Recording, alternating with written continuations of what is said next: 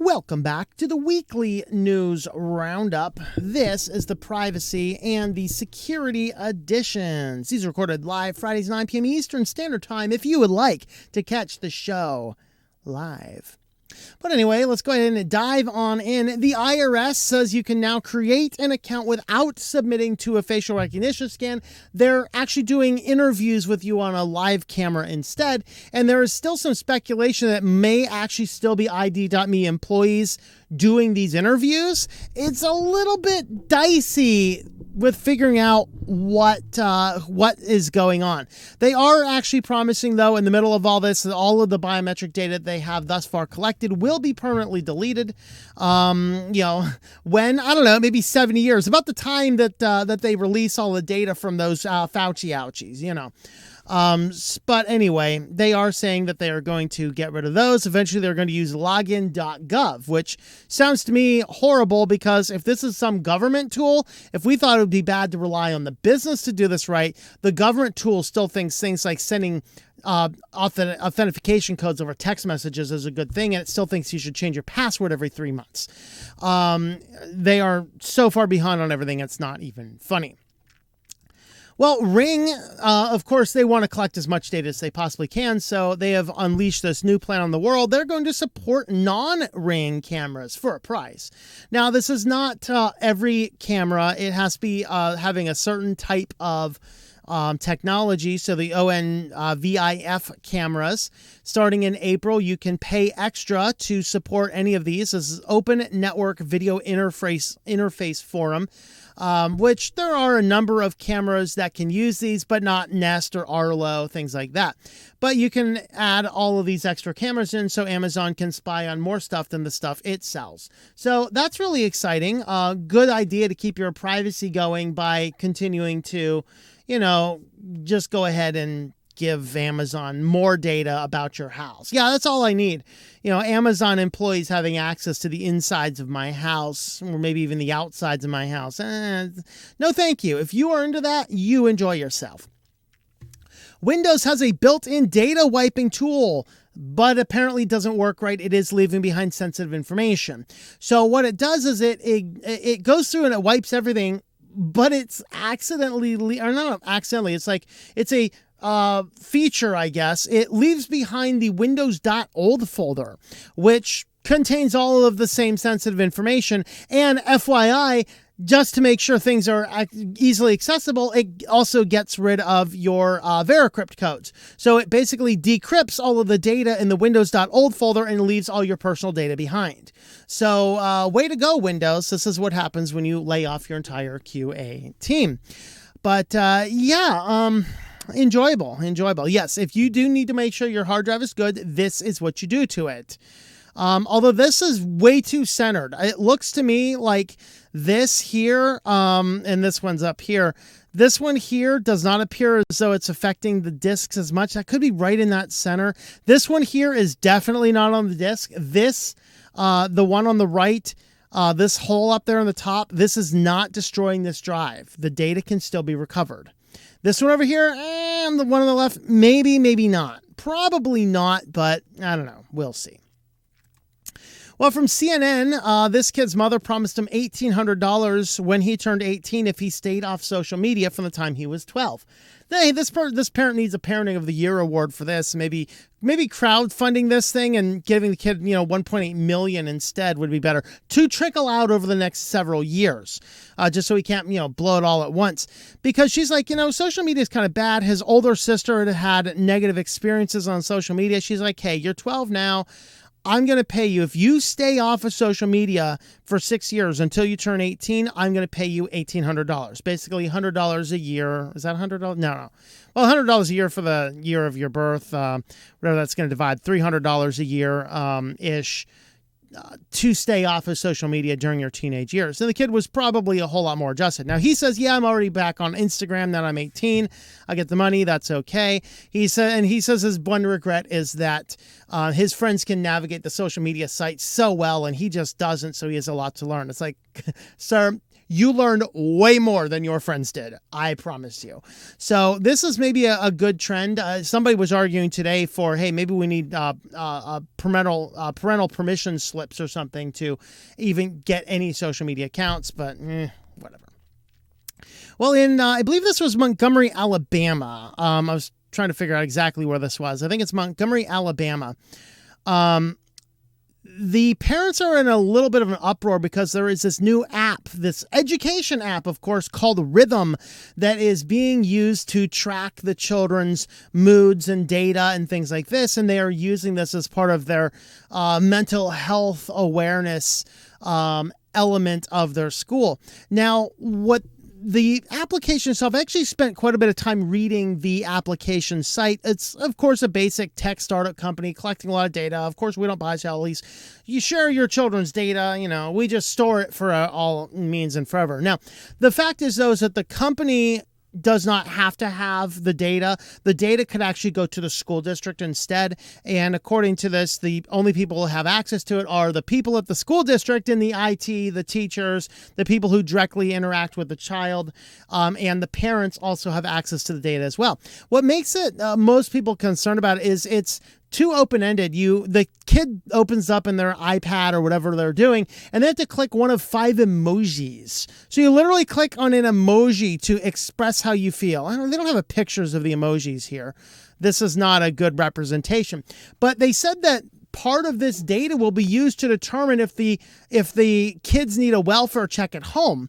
So, if the kid reportedly comes in and reports, I'm hungry, we need to go do a welfare check. Excuse me?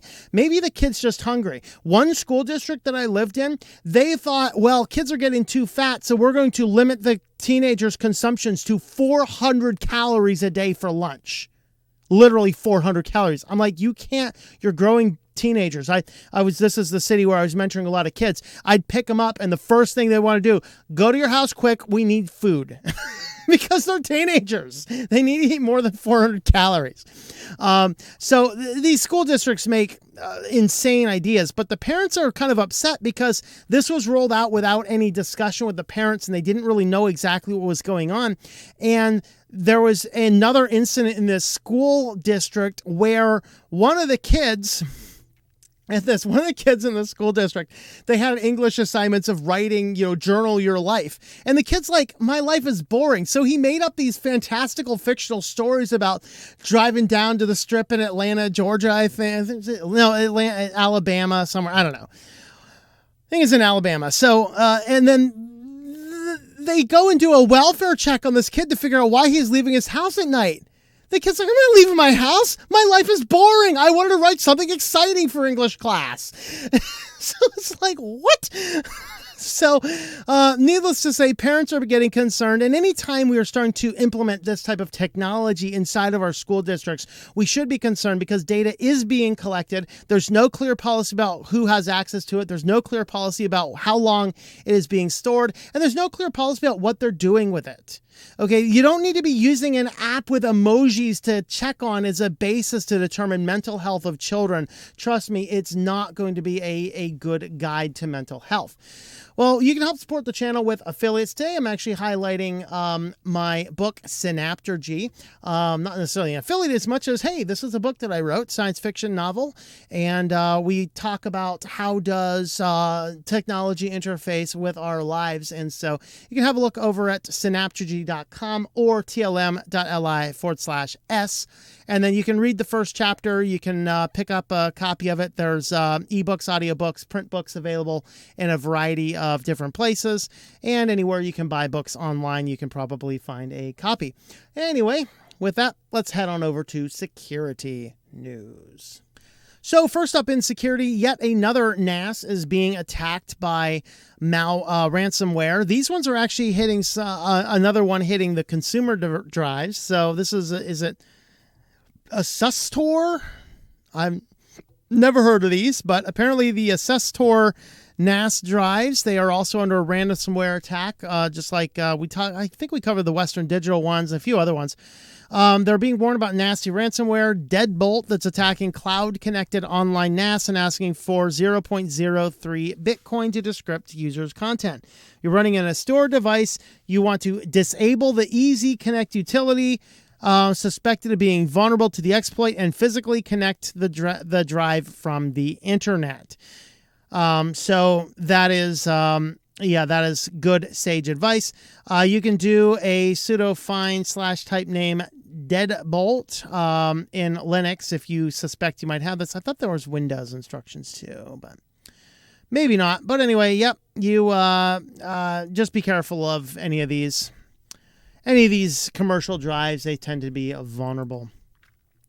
Well, Russia's most cutthroat hackers infect network devices. This is actually affecting, what's the brand name? It is a Firewall hardware devices.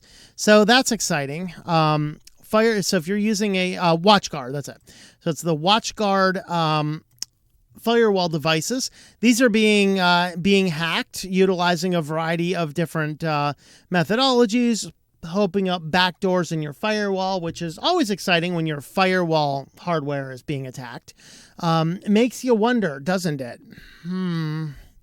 And finally, another huge WordPress vulnerability. This was in a very popular plugin called Updraft Plus.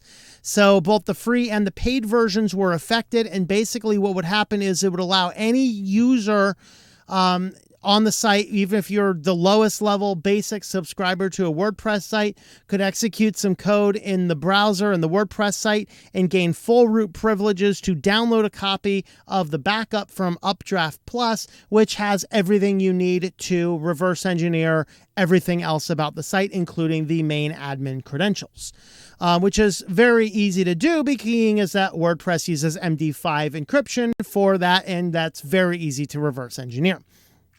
And so it did get in a little bit of beef because they actually pushed the update automatically, even if you did not have automatic updates enabled, causing some people to wonder, what else is it doing when I have stuff disabled? But, I basically put out a security notice to everybody that I work with to make sure that their sites were up to date. And it did turn out that everyone that we looked at, that I had access to sites, and I always delete this crap. Whenever somebody's like, oh, here's my site, manage it. The first thing I do is I delete this stupid plugin. It sucks. Okay. It does not work well. It's not as easy to install, or to create your backup. It puts too much stress on your server, puts too much stress on your disk. It's garbage. Just do yourself a favor. Don't even bother updating it. Just delete the damn thing and figure out how to do a backup manually of your WordPress site. The fewer plugins you have on your WordPress site, the more secure your site is going to be. With that, you can help support the channel over on Patreon, patreon.com/TOMM. You can join us over there, help support the different channels that we have. With that, guys, thanks for watching, and I hope that you enjoy switching to Linux. Thank you for watching this video from Switched to Linux.